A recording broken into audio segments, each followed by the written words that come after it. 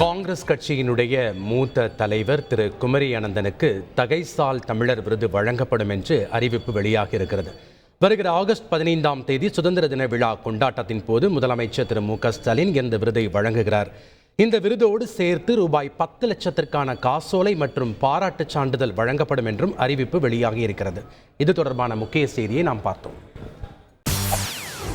செய்திகளை உடனுக்குடன் தெரிந்து கொள்ள உடனே சப்ஸ்கிரைப் பண்ணுங்க.